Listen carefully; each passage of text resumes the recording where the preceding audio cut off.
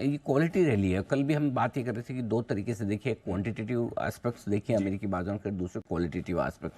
तो quantitative aspect साफ दिख रहे हैं कि जैक्सन होल की बैठक के पहले अमेरिकी बाजार कमजोर होकर हल्के होकर गए थे, तो वहाँ से एक रिकवरी और रिबाउंड आना तय था, वो बनता हुआ दिख रहा है।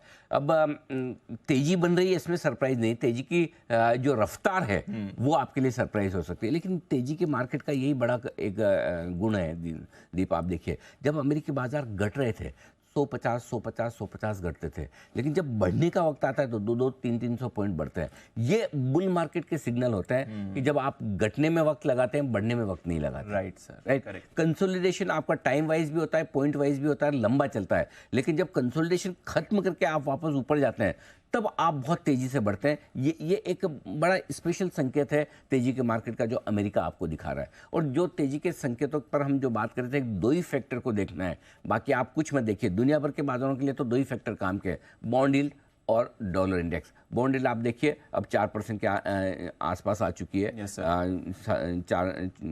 4.40 से 4.10 4.15 के आसपास। एक हफ्ते पहले 4.40 एक हफ्ते में आप देखिए इतनी अच्छी घट गई है।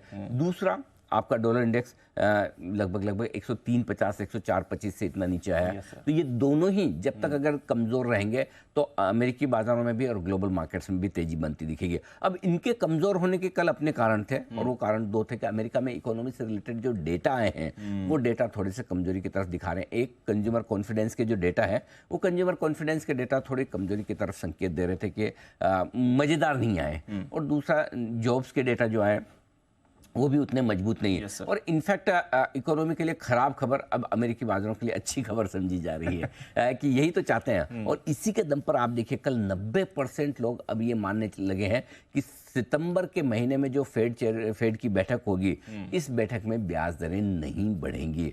जेरेमी पावेल साहब ने जैक्सन हॉल में भी समझाया, पिछली मीटिंग में भी समझाया, और बार बार कह रहे कि देखो भाई, जब तक 2% महंगाई नहीं आएगी मैं बढ़ाऊंगा।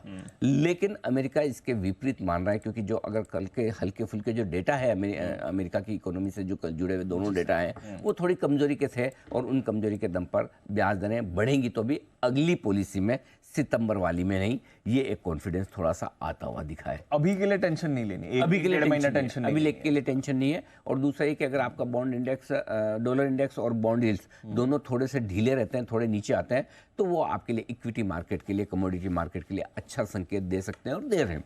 तो मुझे लगता है कि अमेरिका में जो तेजी बन रही है दीप, थोड़ी और मजबूती की तरफ अमेरिकी बाजार आगे बढ़ने को तैयार हो रहे हैं, सही लेवल से तैयार हो रहे हैं, ट्रिगर्स मिल रहे हैं, हल्के मार्केट हैं।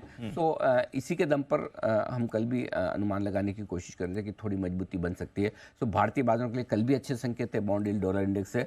ग्लोबल मार्केट्स के लिए कल भी अच्छे थे, आज भी अच्छे हैं। आज तो बहुत अच्छे हैं। आज तो खैर और 3 दिनों के सबसे बेहतर तेजी होती हुई दिखी है। और अच्छी बात है, तेजी दोनों ही तरह से अच्छी है, क्वालिटेटिव भी, क्वांटिटेटिव भी, दोनों तरह से। और ऐसा नहीं कि खाली डाउ या नेस्डेक बढ़ाओ, आपका S&P 500, dollar Russell 2000, broad base rally है अमेरिकी बाजारों में। मेरे ख्याल से इससे बढ़िया संकेतों की क्या उम्मीद करेंगे रक्षाबंधन के दिन। सर, तो चलिए